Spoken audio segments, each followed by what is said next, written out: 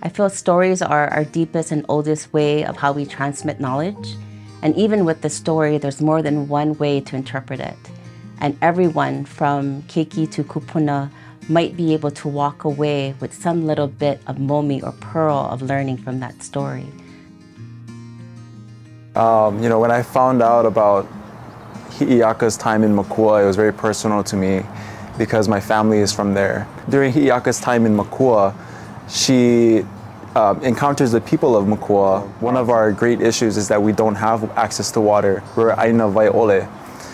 So Hi'iaka tells them, actually, you've always had water.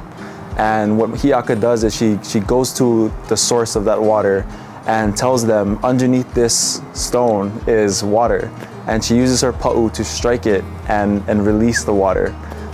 So when I think of that in terms of Oiwi leadership, I think that's what a leader does, is they show people the things that they've always had within them and brings it out so that they can see that for themselves.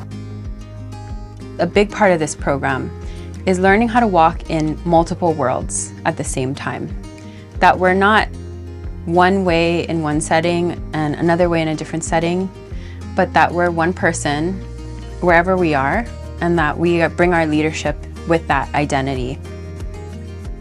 What this Leadership Accelerator has given me is seeing the different ways to walk it, or navigating the two worlds that we often talk about, the Western world or an Indigenous world, and the different modes and models that you can follow. And there's really no archetype. You can kind of make of it what you will and almost make a third world.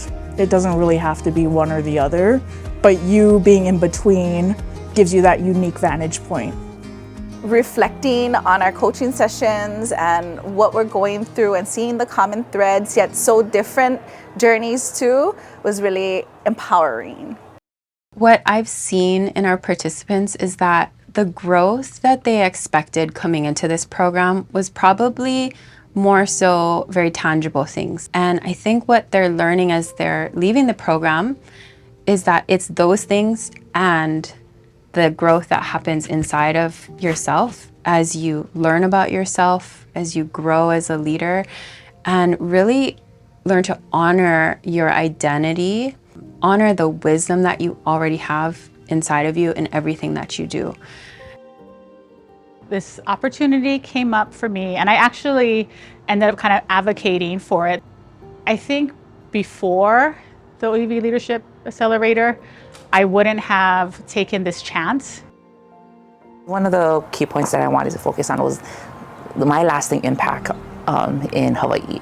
And you said, what do you think about yourself as the sun?